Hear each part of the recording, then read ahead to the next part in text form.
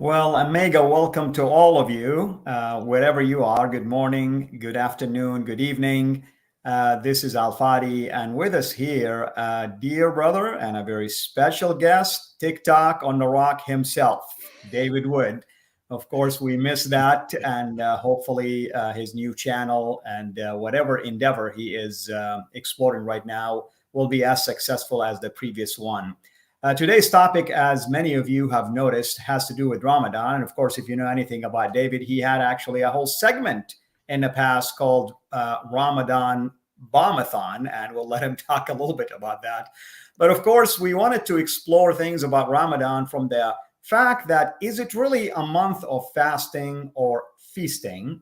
And hopefully, we'll also coordinate or show correlation between the teaching in the Quran about Ramadan or in Islam in general, and even under Sharia, versus what our Lord taught us about Ramadan. In fact, the section in Matthew is extremely powerful because that was one of the things that opened my eyes to the fact that Matthew in there and the Lord in that Sermon on the Mount almost was talking about myself, me, when I used to fast. And we will address that in a little bit. David, how's it going, my friend? Hey, how you doing? I'm doing fine. Praise God. Coming back to doing live stream slowly and gradually after the surgeries, and everything is going well. So, how about you? Yeah, good. I'm hoping because Ramadan is almost upon us, but hoping that we don't get that Ramadan bombathon that you mentioned. That actually, Glenn over at the religionofpeace.com for many years has been keeping an ongoing list of terrorist attacks carried out since 9/11, and every year we always notice, especially when we had the ISIS caliphate, that terrorist attacks spike during Ramadan. There's always a spike right after Friday prayers, and there's a spike in terrorist attacks during Ramadan. So yeah, we call it the Ramadan Bombathon. Fortunately, after ISIS started falling apart, we didn't get the same levels of violence. But the rest of the world seems to really think that when anyone from any religion is in some sort of holy time or some holy month or a holy day or something like that, that you're going to be so focused on God that you don't want to go out and cause violence in the name of your religion. And these people are always confused about these terrorist attacks that happen during Ramadan. What's going on here? They don't realize, wait a minute, if your God commands you to violently subjugate the world and to terrorize others, and especially if there's a special holiday where your rewards are boosted, when do you want to carry out your terrorist attack? When you're focused on your religion and focused on getting your rewards. And so we always see this trend in violence. Again, fortunately, Ramadan has not started yet. I would love to see like the lowest levels of violence in years, but unfortunately, we just have to wait and see. That is true. I mean, in some countries, it might start on the 22nd. Others, sometimes it could start a day later, obviously, because Ramadan follows the lunar calendar. So it depends if someone can see the crescent moon, and they have to go before a judge, and they have to sign an affidavit or swear that they have seen it as witnesses. And the end of the month is the same because it could be 29 to 30 days. But you're absolutely correct about that. One would wonder, if this is a holy month, why would the likes of ISIS or Al Qaeda or Al Shabaab, for instance, would actually shed blood? And if you would ask them, they'll tell you because we are fighting for the cause of Islam. No one is practicing Islam the way it should be, and the list can go on and on and on. And they may even argue that the Prophet himself did have some campaigns during that month. But it contradicts what it's kind of like a contradiction. If you have a holy month, you should at least exercise peace during that month, at least pause for more and wait until that holy month is over. In fact, chapter 9 of the Quran claims that the covenant between Allah through his prophet with others who rejected Islam will last for at least during the 4 holy months, and then after that, after they pass, these holy months, then the war is an open game, technically speaking. Hmm. And so, yep, people, people constantly view Islam through the lens of their own religion, and it just doesn't work with Islam, right? They think everyone's the same, and the problem is politicians, journalists, everyone thinks like this. Like, oh, now is the holy time of the year for Islam, and so now I guess there'll be a break from all the terrorist attacks. And nope, doesn't work like that. Different, That's true. wrong religion to be thinking that way.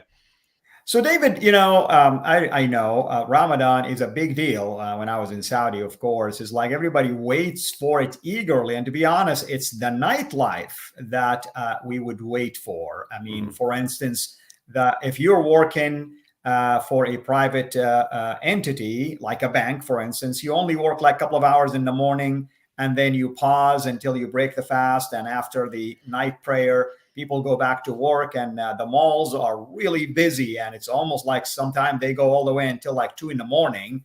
And sometimes people even hang out until almost 4 in the morning. They eat again, of course, known as sahur, which is like the feast before you go to bed or you pray, at least the first prayer. Now, so life changes completely in countries like Saudi. Now, you lived, I believe, in New York. Now, did you notice anything in New York? Did you notice that things change also in the Islamic community? I mean, there's a lot of people, and we have, by the way, an apostate in here that is harassing us, apostate prophet. He Oh, doesn't tell him to respond to my shut up. calls, but he does actually follow you everywhere you go. Yeah, he needs attention, right? Because really people only leave Islam for attention. You know that, right? People, let's see. Why do you Islamophobes not like Islam while a wonderful man with a pure heart like Andrew Tate became Muslim? Alhamdulillah. See what I mean? Ex-Muslims are always dying for attention. Isn't that weird? Um, but yeah. I mean, well, in New York, they do things like, we'll light up the Empire State Building for Ramadan. We'll decorate it in Islam green. They do that thing. I think at the end of the day, maybe it's to, hey, please don't attack this. We're lighting up for Ramadan. Please don't blow this place up in the name of Allah. But yeah, matter of fact, let me take you all the way back with to my first impression of Ramadan. I mean we did have Ramadan in prison way back in the day. But as far as like me seeing things firsthand, my friend Nabil Qureshi, when we were in college, he was chronically, and I'm sure you've got some of this in your background now. He was chronically like 15 minutes late, but it was always like almost exactly 15 minutes late. He called it Pakistani time. But like whatever time if he was supposed to be somewhere at 10, he would be there at 10:15. It was to the point where he was so consistent with it that whenever I needed him to be somewhere, I would just say, "Oh, you have to be here," and then I would give the time at which he needed to be here as 15 minutes earlier, knowing then he would show up correctly on time. But the first time he was ever right on time for anything was when he was breaking his fast for Ramadan. We were supposed to meet for dinner, and all of a sudden, right on time, right sundown. He was right there, like whatever it was, 5:41 p.m. or whatever. Like he knew when sundown was, so he could be there, so he could break his fast. But yeah, I mean, so you know, I did a lot of fasting way back in the day. In fact, I started before I became a Christian. So I understand. I mean, it has fasting does things to you. Once all all the food is out of your system and so on, it actually starts your brain starts running on other things. And for me at least, I ended up thinking far more clearly after several days of fasting. And I kept this up for many years. I would fast for long periods of time. The most I ever fasted was for 12 days. But that was nothing but water. And then for several years, I would fast from sundown on Friday to sun up on Sunday. So basically the time that Jesus was in the tomb. I did that. I would fast that time for years. Again, just water. And so when I was always hearing about, fasting during Ramadan, I was like, okay, that's fasting. That's a good practice. And then I found out, of course, what Ramadan fasting actually is.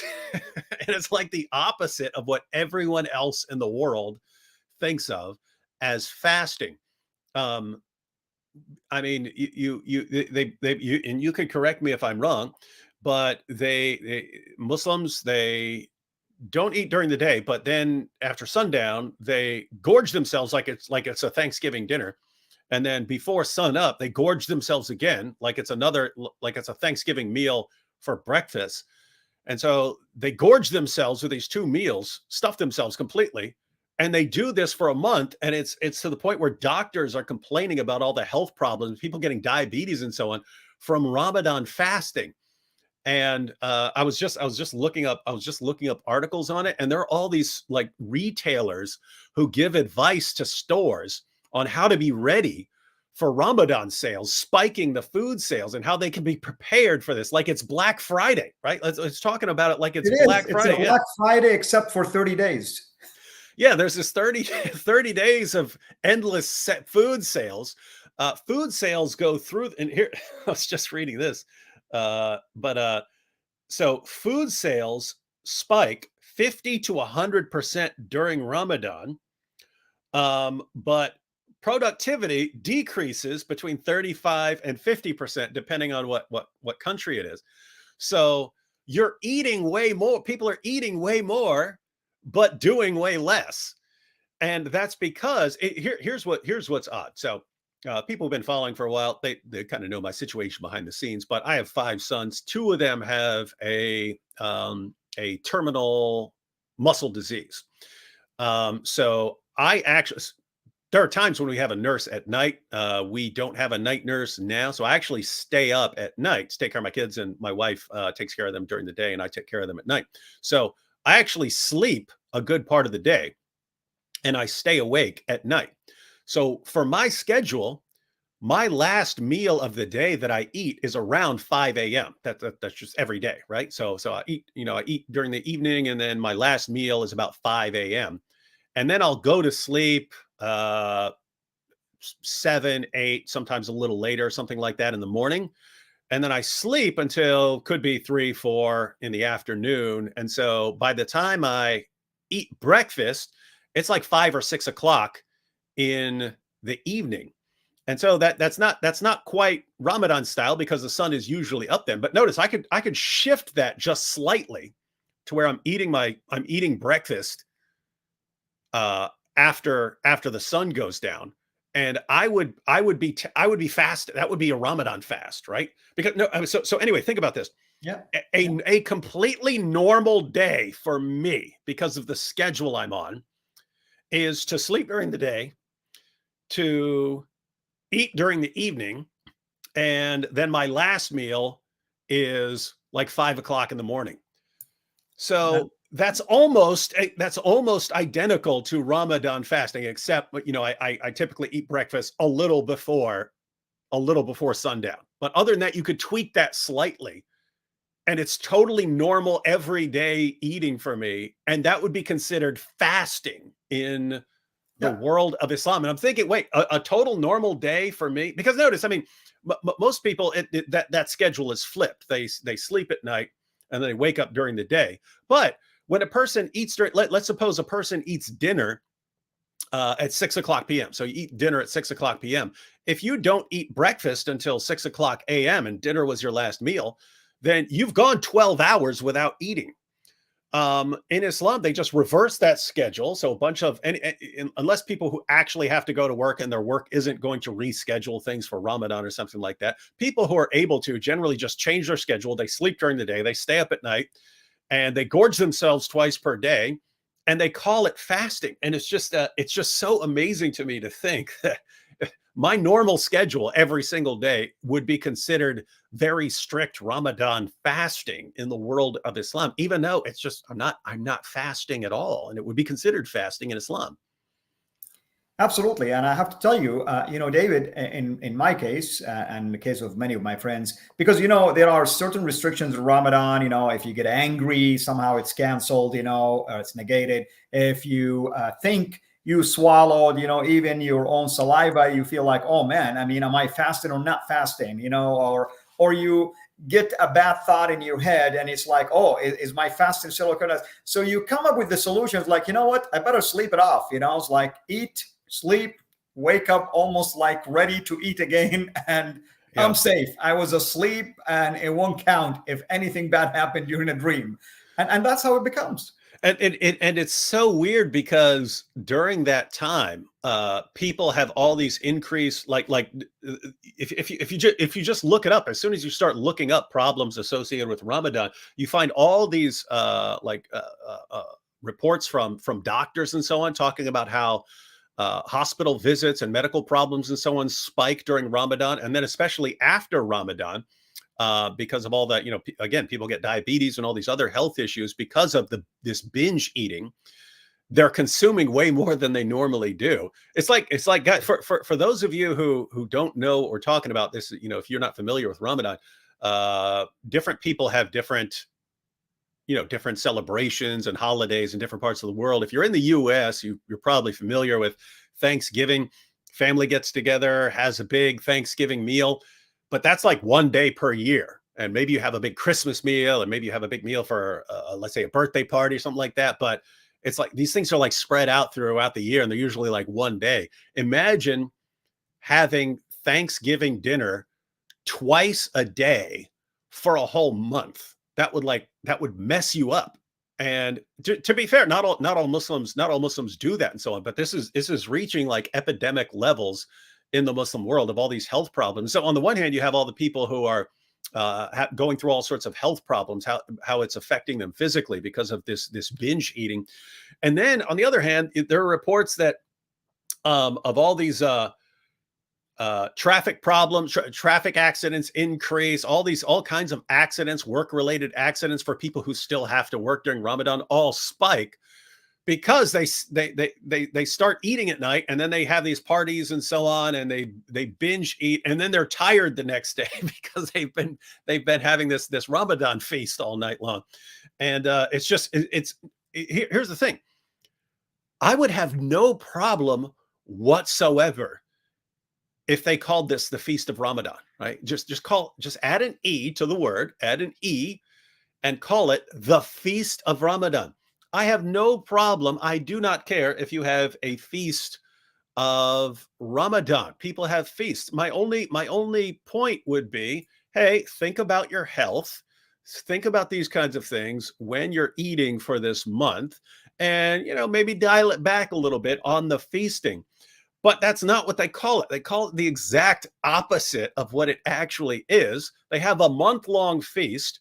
Food sales go through the roof, and then they walk around. Oh, I'm fasting. I'm so tired and miserable because of this fasting.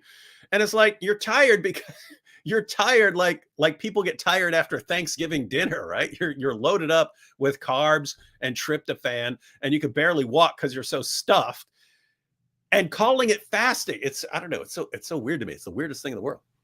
Except, Thanksgiving is one day a year. Ramadan, you're having two meals at least, if not even more, for 29 or 30 days. And here's the thing: an apostate prophet was making, reference to that, is like you eat so much that you can't even move anymore. I mean, it's like you put on so much weight. If you're diabetic, forget it, because there is so many variety of desserts that are offered during that month. It's unbelievable. And, you would eat, you would pray. That's your workout, by the way, praying, at nighttime. Then you go and visit, and you eat more, and you eat dates, and you drink coffee, and you drink tea, and you eat dessert, and you eat, and then you come back home and you eat, and you go to sleep, and then you wake up, and that's the routine is always like this. And here's the interesting part. Again, what woke me up to reality is that, again, I feel sorry for my Muslim friends. If you're watching, believe me, I mean, I'm just, we're talking here because we want you to realize that what you're being told is one thing, reality is another. We get angry. We get frustrated. We are tired. We're mentally unable to focus on a lot of things because you're hungry. Regardless of what you can eat, you're still hungry sometimes, and especially if you're working outside. Imagine in Saudi, in the heat, working outside. I mean, there is a lot that can happen. Yep. Problem after problem after problem. And yet this is, I mean, this is one of the five pillars. And just think about this. I mean, your core religious practice, your core religious practices.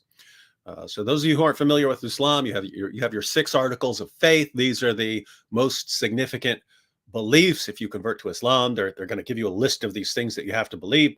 But then you have the 5 pillars of Islam, these basic Muslim practices. And fasting during Ramadan is one of these core Islamic practices. And you convert to Islam and they tell you you're going to be fasting during the month of Ramadan. You say, uh-oh, fasting for an entire month? Oh my goodness, that's going to be so hard. No, actually, you're going to be, you're going to gorge yourself with food, then, hang out for a while, gorge yourself with food again, and then sleep all day. And you're going to do that for an entire month. And then you're going to spend the rest of the year trying to work off all the weight you gained. That's Ramadan. It's just this massive weight gain celebration. Like, that is true. Again, I would have no problem if they called it a celebration, a feast, anything like that. It's just like, how do you call it the exact opposite of what it actually is, and then expect the entire world to be praising you for your devotion to your religion? You're basically having a month-long party. That is true. And you mentioned that it's one of the pillars. Indeed, it is one of the 5 pillars. In fact, as a Muslim, you have to, fast unless you qualify for not fasting. Example of that, someone has a surgery, maybe had illness. A female has her menstrual, basically monthly, period.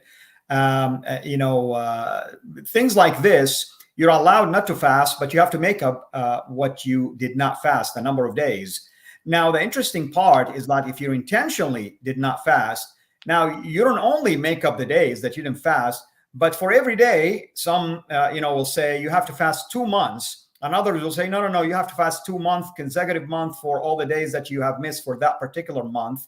But any way you look at it, it seems like there is no end in sight. And some people, by the way, when you do not fast because of surgery, you have to feed someone. And it depends if you're reading Hafs or Warsh. Some will say you feed one person. Other you say that you feed a group of people. Why? Because you can earn righteousness on account of feeding someone. It's almost like substitutionary atonement, David. Come on. There's no substitutionary atonement in Islam, especially if you ignore all the passages about Muhammad saying that Allah will punish Jews and Christians for the sins of Muslims so that the Muslims can just go to paradise and get their virgins. As long as you ignore all that stuff and ignore everything else you're talking about, there is no substitutionary atonement in Islam, just so you know. I hear you. So some was asking, and I don't want to just answer it by myself, about the origin of Ramadan, the name Ramadan itself, the origin of the month, the practice. Probably many don't realize that existed even in pagan Arabia before Islam came into the scene. Would you like to elaborate a little bit on that? Well, I mean, that's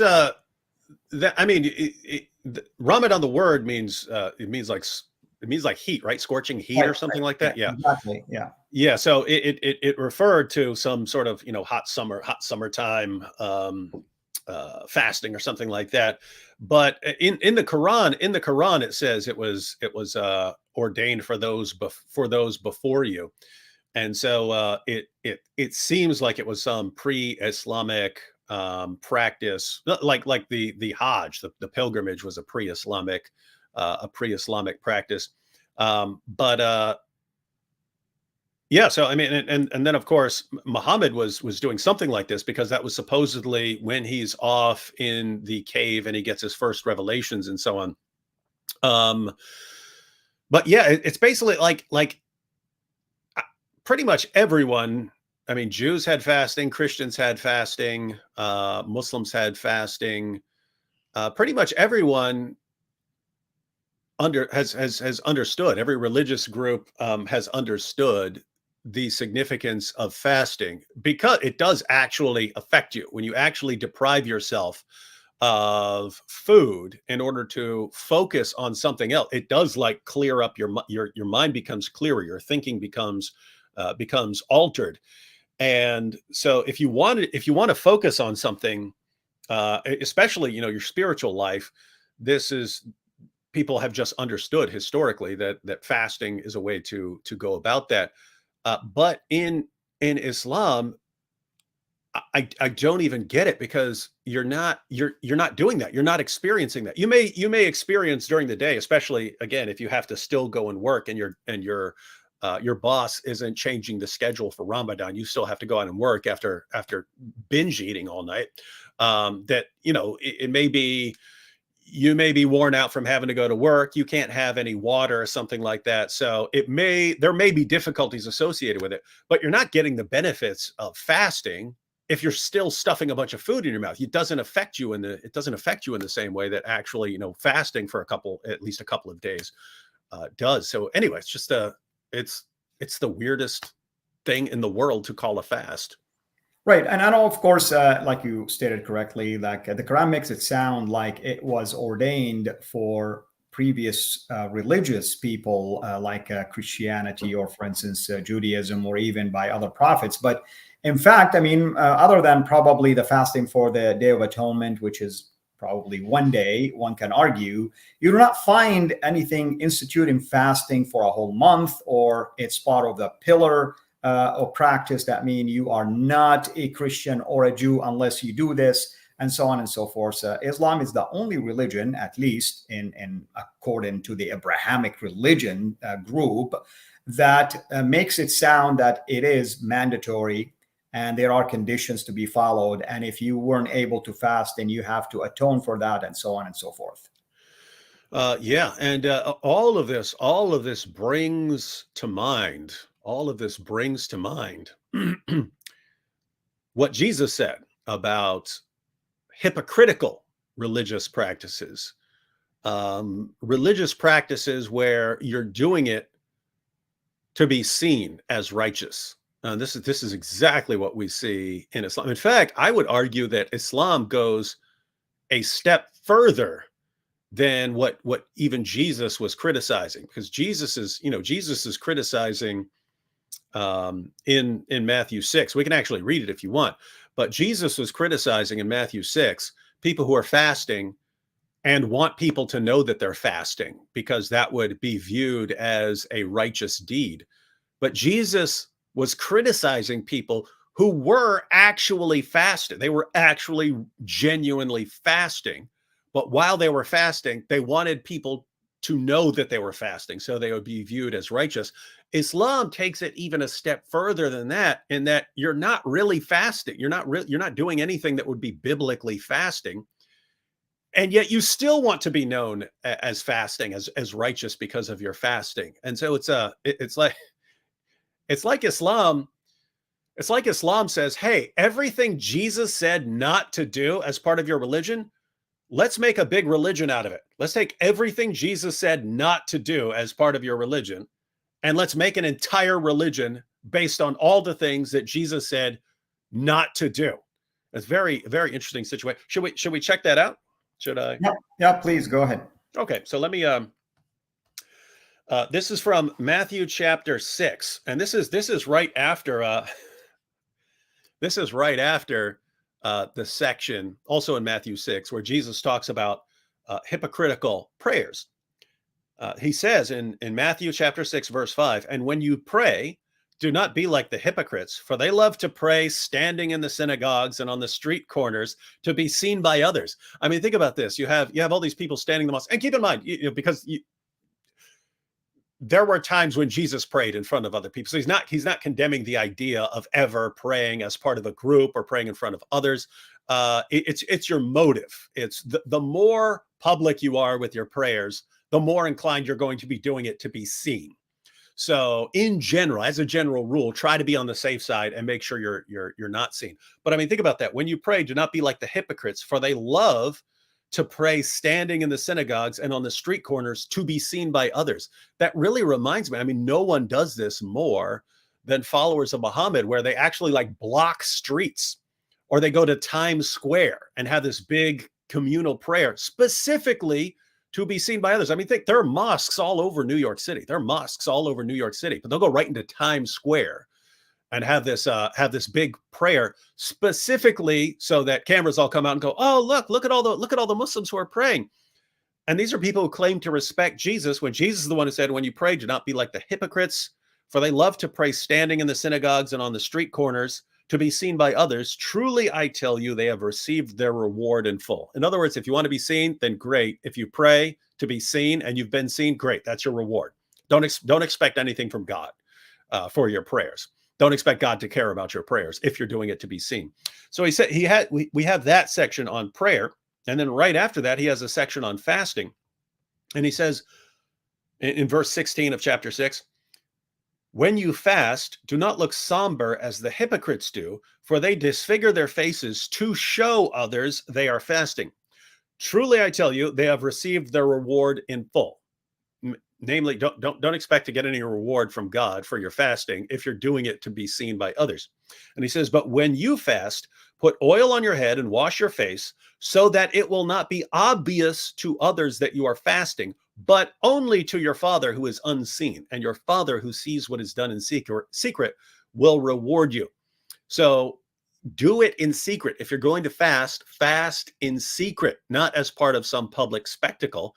And yet you have this religion which claims Jesus as one of their prophets. And this entire religion says, hey, entire world, pay attention now because we're getting ready for our fast. Everyone in the entire world, politicians, journalists, everyone pay attention. Look over here. We're fasting. Don't ignore us. We're fasting. Oh, we're fasting. Now we're praying. Now we're fasting. We're praying. Get your cameras ready because we're fasting. We're praying. And it's like, it's just so interesting to me that it's like you could read the words of Jesus and think about how you're supposed to follow his teachings. And if you just went through this and you said, let's do the exact opposite of everything Jesus is telling us to do. If you took that and said, okay, we're gonna take everything that Jesus said, we're gonna do the exact opposite and make an entire religion out of it, that religion would be Islam.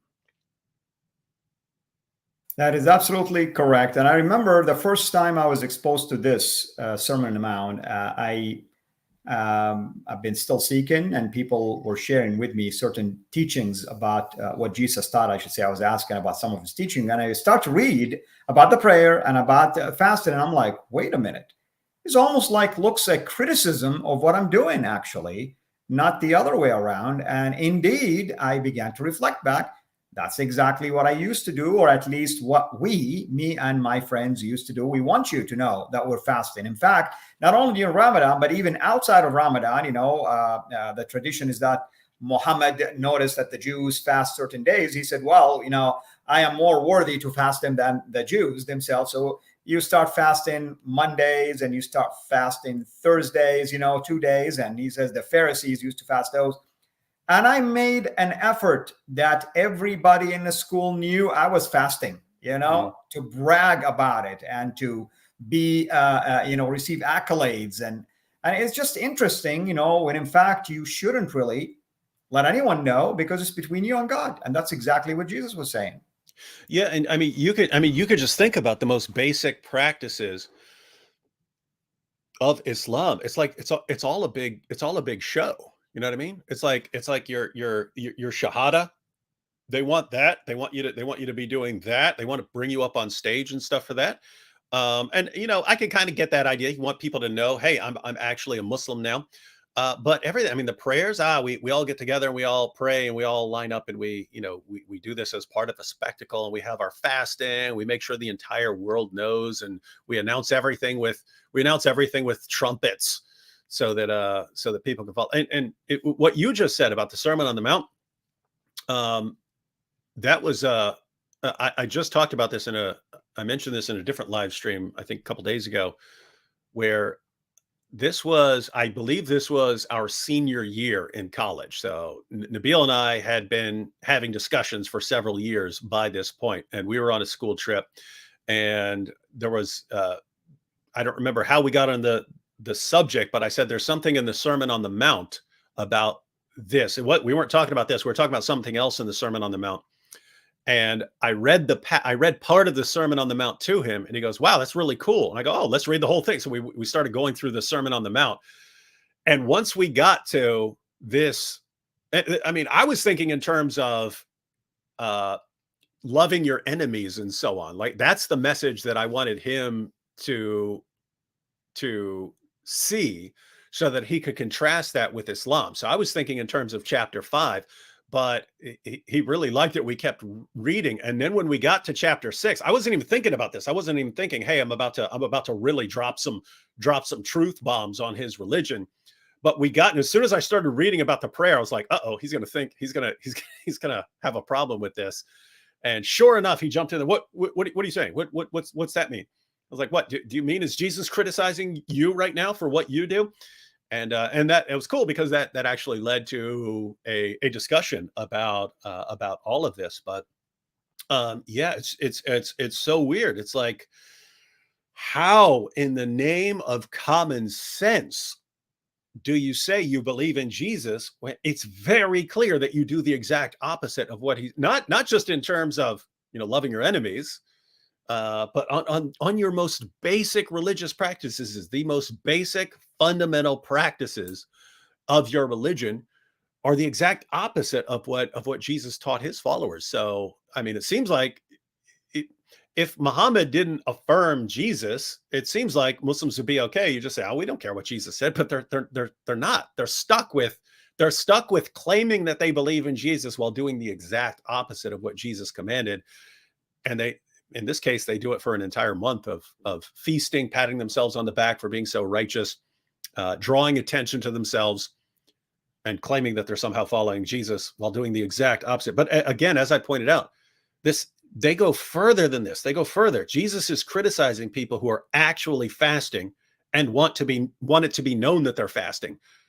What Muslims are doing aren't fasting according to Jesus, and they still want to be known as fasting. So we want all the praise for fasting without not only without actually doing the fasting, but with doing the opposite of the fasting, with feasting for an entire month. It's so, I don't know. It's so interesting. To me, it's fascinating how you can actually have, 1 billion plus people who are all convinced that they're doing this great fasting that no other group in history would consider fasting, and yet they think it's fasting. It's weird. It's interesting to me. Yeah, and of course, during the month of Ramadan, the whole behavior changes for the majority, at least, of people of the followers of Muhammad in this case. Now, of course, the last 10 days of Ramadan are considered to be probably the most desired and sought after days to accumulate as many good deeds as possible, not to mention the night of power that is allegedly happens during those 10 days, most probably the night of the 27th. That's when I was born, by the way. And at the same time, you're promised that your sins will be forgiven and many, many benefits will happen, and so on and so forth.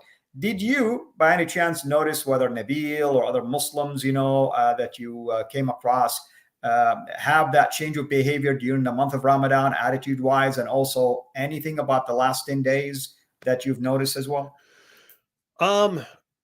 Not not really, not from personal interactions with Muslims. I just wasn't paying attention that much specifically to what was going on. The Muslims I knew from back in the day. The main thing I would notice is how dedicated they were to being on time for breaking their fast once it was over. And I did. That's back when I started to get the idea. When I started to get the idea that it looks like there's something horribly wrong with this religion. That that's back then. That's when it started looking to me like, how do I put this? It's like if you wanted to make a religion for people who by nature are religious, but that wasn't actually bringing them to God. You'd want to give these people a bunch of things to take up their time, a bunch of rituals and so on to take up their time and to build their life around. that aren't actually getting them any closer to God, but which make them think they're getting closer. Like, these are the things that are getting us closer to God. This is the month when we're getting closer to God, and here's our daily schedule of all these things. If you wanted to keep people busy doing things that they think are for religion and giving them a kind of confidence that we are really, really devout, we are the best of peoples, as the Quran says, Surah 3, verse 110, that we're the best of peoples because we're the ones who are doing all this. Notice, if you were a Muslim and you're doing your daily prayers and you're fasting and so on, if you saw a Christian who is actually obeying Jesus, you wouldn't know that that Christian is doing any fasting or praying. You might see the Christian go to church and be praying there and so on. But if you're around this Christian, the Christian is not going to be letting you know that he's praying. The Christian isn't going to be letting you know that he's fasting. He wouldn't be letting you know any of this stuff. But because you're doing it so publicly, and it's all part of the show, you'd be looking. So notice, you'd be looking at this. Wow, look at this. I'm fasting and I'm praying, and I don't see that Christian doing any of that. Why? Because the Christian is trying to obey Jesus and say, hey, this is stuff between me and God, and I want to be careful. I want to be careful to make sure that I'm not doing this for show. So the Christian would be inclined to keep things as quiet as possible as to what he's doing. And so the Muslim be looking at this saying, you see how righteous I am? I'm doing all this in public. And the Christian over there, I don't see the Christian doing any of this stuff. You see how these Christians are? And so it's just weird. It's like it's designed to give people this false confidence that they're doing something right with God. And yet it's still just, there's a defect built into the system that you're still claiming that you're following Jesus in all of this, and you're obviously not. You're doing the exact opposite of what he commanded. Not to mention, of course, if we want to look at the Quran from a chronological standpoint, it wasn't even instituted, even though it was one of the 5 pillars, until later time. So the question is, so what happened to those Muslims who died before they knew that was one of the pillars? And, so there's a lot about the teaching itself that is obviously confusing. It does have some vague, meaning behind this. When you read about the Sharia law interpretations of certain things and rulings, you get all kind of opinions, as always. And then what David's saying, folks, especially to our Muslim friends, is that, you rely on your own ability to try to atone for your own sin by doing things like this ain't going to cut it. It's not going to work. You can fast all year long if you want. In fact, if you want real fasting, Jesus fasted for 40 days, and scripture indicates that he fasted without even eating. In fact, Satan offered him a feast and he refused, to have a feast. So it's all about the spiritual thing, the inner thing, more so than just the food and the eating. So I'm not really so sure what is the benefit of fasting, yet at the same time, at nighttime, we're partying. That's exactly how it was. You're holy during the day and partying at nighttime, and that was the cycle. You just mentioned the prospect. You said it wouldn't matter if you fasted an entire year. It's like, well, I mean, if you fasted Ramadan the way they fast Ramadan, you probably die within a year because you become morbidly obese, and it's just, you can't, like, again, this people start having to work off all the weight they gain for Ramadan, and so my goodness, if you did this for a year, it's like you can't do it. You couldn't keep up with that, not because you'd be starving yourself, but because you'd eat yourself to death. You would literally eat yourself to death if you tried to keep up Ramadan. It's weird stuff. Again, just don't call it fasting. You wouldn't hear a peep out of me if you just stopped calling it fasting. I hear you. Well, David, before we wrap it up, why don't you let people know again about your main channel on YouTube right now? I got a few of them, but I've been posting pretty regularly now on Apologetics Roadshow. I just recorded a video before we went live. I recorded a video on Psalm 14:1 and Psalm 53:1, which says the fool says in his heart, there is no God. It's very common for Christians to quote this about atheists, but pointing out that David wasn't actually talking about people who are actually atheists in those passages. And so I actually have a discussion about what he's really saying in those passages. And then for the beginning of Ramadan, I should have a fun video up for the beginning of Ramadan on I think it's Wednesday, right? Is that Wednesday? I believe it's Wednesday. Yeah. Oh dear, we're giving you bad ideas. Sorry about that. Mm-hmm. So and side note for everyone who's watching, trust me on this, you're going to want to tune in to the Apostate Prophets channel on Saturday, because this will, I predict, and you can, don't call me a prophet because of this, but I predict that this is going to be on Saturday on AP's channel, the greatest live stream in the history of forever. Cool. We need to bring him in next time, you, me, and him, and let's have fun. Maybe during Ramadan, we'll do something with him. Also, when we are in studio next time, hopefully he can join us as well, at least via Zoom, or maybe he can drive and come and join us in person if he can. Well, one quick comment. Black Angel said, didn't David fast also for 40 days? Didn't he drink water only? No, I once set out, this is before I was a Christian, I set out to fast 42 days because a Christian had done it. Randy did that. So Randy fasted 40 days. He wasn't quite on water. He went 32 days on nothing but water. So this is in jail. He went 32 days on nothing but water. And then he would have Kool-Aid because he's preparing his body to be able to receive food again. Because if you go a long time, all of a sudden you eat, you get messed up. I've had that experience. So no, I never went 40 days. Longest was 12. I went 12, but yes, that was nothing but water for that. Unless he's talking about King David, so that's a whole different story, maybe. Oh wait, was she talking about? No, King David didn't. When did King David? I don't remember him fasting for 40 days, but hey, I'll go and dig in again in Scripture. Maybe I missed it. I think Moses did 40 and then another 40 after that. Jesus did 40. Elijah fasted a long time. I don't remember how. Yeah. Elijah was just depressed in a cave, and he was there for 40 days, indeed. And the angel of the Lord will bring to him the cup of cakes. I would have loved to have my hand on those cakes, but that was feasting right there by Elijah. Mm-hmm, mm-hmm. Do you see any other questions you want to interact with? There's a lot of activities here, and if we miss something, we want to apologize, of course. And moderators, if you see something important before we wrap it up, please let us know. Looks like there is someone is saying everything David has said has been 100% ridiculously on point. Okay, thank you. It's a simple takeaway, ladies and gentlemen. Yes, there are things, part of your religion, where you can't help but being seen. Jesus said that a city on a hill cannot be hid, right?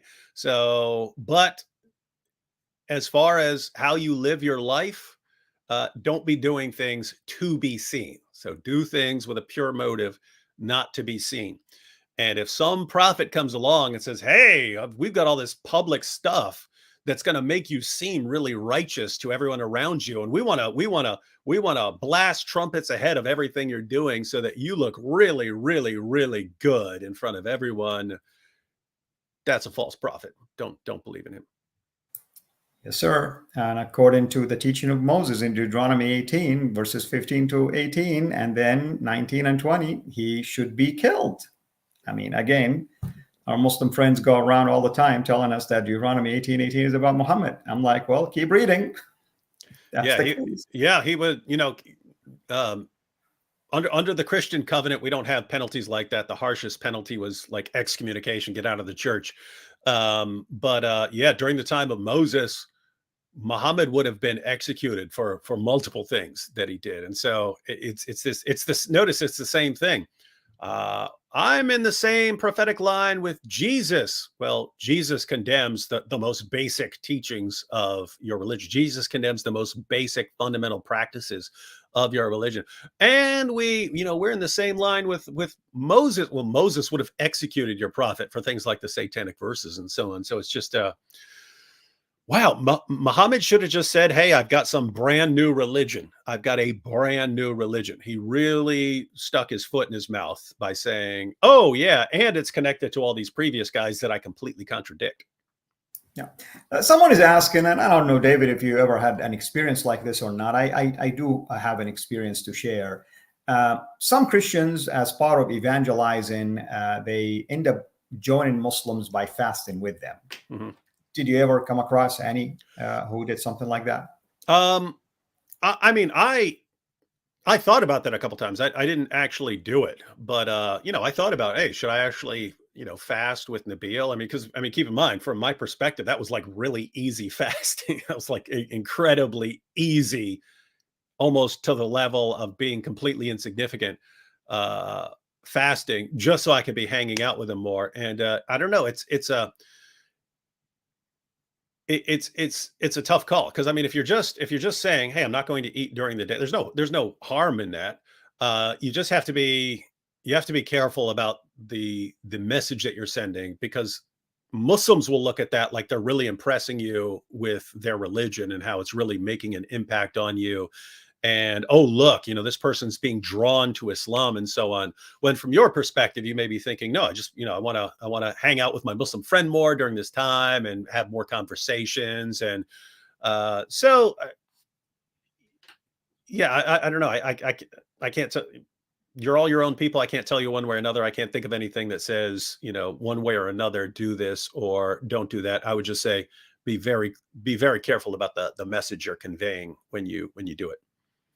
Yeah, I have an experience with one person who was doing this also in an Islamic country and fainted because he wasn't really prepared. He wasn't feasting. And his Muslim colleagues actually told him, don't fast. We know you love us. So they got the message that he is really doing this because he wants to, be in solidarity with them. So sometimes it depends on the motive, like you said. You need to be careful not to send the wrong message. And they need to understand also why you're doing it. It's not like you're converting, but rather you're trying to show them the love of Christ. So it depends. I guess that's the answer to that question. Depends on the situation, the motive, the location, and what type of message you're sending. Now, the other guy, the guy that I just mentioned, they knew he's Christian. He's always witnessing to them. He's always inviting them to accept Christ. So they had no doubt that he is not really budging on his faith and moving away from that. Uh, yeah, That's yeah, yeah. So it depends on it is weird though to think of people like fainting, because if I go to a buffet, Golden Corral or something like that, Chinese buffet, if I really load up, I don't need to eat any more that day. I'll just fill up. The idea of, like, imagine going to a buffet twice in a day, right? You just go there and then you load up and then you wait several hours and then load up again. I don't know. I can't imagine being like low energy after that, except for low energy because you're so stuffed. Like, oh, I can't eat another bite. I just need to sleep. And anyway, it's so weird to me. Well, David, are you planning any live streams on your channel? Is there any activities, any things that are coming up soon that you want the audience to be aware of, or the Uh, viewers, I should say? yeah. So me and AP, we've been going live on Saturdays on his channel and on Sundays on my channel, talking about various topics. We've been having some Muslims on to have discussions with us. We've been focusing on the friendly ones because it gets old after a while, the endless hostility and so on, and so it's good to have like discussions with some Muslims who are, they're not as perpetually angry as some of the Dawa guys. So yeah, it's basically every weekend, unless we're traveling or something like this, or unless something goes horribly wrong, we're usually live streaming Saturday and Sunday nights. That's wonderful. Again, thank you, brother, for taking the time to be here. And I'm really looking forward to having you in the studios as well. And I'm hoping, I'm praying that your schedule permits you for us to do this, more often. I am regaining my energy now, and I'm trying to slowly and gradually come back into the world of live streaming. Hmm. But as always, what a blessing to have you. And I'm sure everybody enjoyed, seeing you here, and also realizing that you are going live, or you're doing some videos already on your own new channel. Again, it's called Apologetic Roadshow. And I know you mentioned you have at least one, maybe even two other channels, but I'm sure people will start getting a wind of that once the activities in those channels as well increases. Yeah, they can find it. All right, my brother. Well, thank you so much. Thank you, everyone, for joining us. Thank you to our moderators, and to those of you who will be watching this, especially our Muslim friends. Please don't, curse the messengers. Don't kill the messenger. Just watch the video and see that we mean well. We do not really mean anything negative. We want you to begin to ask yourself, what's the value in fasting half the day and feasting the other half? What exactly is the value behind this? In fact, I used to be told that we fast Ramadan to remember the poor. Really? I mean, you want to wait this helps me remember the poor. No kidding. Waiting a whole year to remember the poor? Why don't I remember the poor all the time? I mean, what's the difference here? So and then I just I don't know if I can find it real quick because I just read it, but one of the problems was it's not only food sales that spike during Ramadan, it's food waste. In other words, food just being thrown away because they're making these huge. It's like Thanksgiving. You might make a big pile of. So think about it. For Thanksgiving, you make a turkey and you make this big pile of food, and everyone eats it. But then you put the leftovers in the refrigerator. And for Ramadan, you can't just put leftovers in the refrigerator because you're gonna be doing the same thing the next day. So they just end up throwing out tons and tons of food, and it's an ongoing problem. Like, wait, if you're remembering the poor, how are you throwing out more food than any other month? In other words, it's not only the biggest month for food consumption, it's the biggest month for food waste in Islam. And as you just pointed out, very important takeaway, that when lots of Muslims watch what we just talked about right there, it would be like anger at us. Oh, how dare you criticize our religious practices, when we're not hostile towards you. We're trying to tell you to help you. We're trying to tell you what Jesus said. You claim to respect Jesus. We're telling you what Jesus said about your religious practices, so that you stop thinking that doing all these things for show somehow gets you in good with the Almighty. It doesn't. We're doing this out of love, not out of hatred or anger. So stop interpreting every criticism of hypocritical religious practices as as some sort of sign that we hate you. If I absolutely despised you and hated you, I wouldn't tell you a word. I wouldn't say a word of this to you. I would let you go on for the rest of your life, shoving food in your face and bragging about being, super righteous when you're doing it. Amen, brother. Amen. Well said. Well, thank you, everyone. This is Al Fadi, over and out. Hopefully you've enjoyed this show, and God bless you. Take care.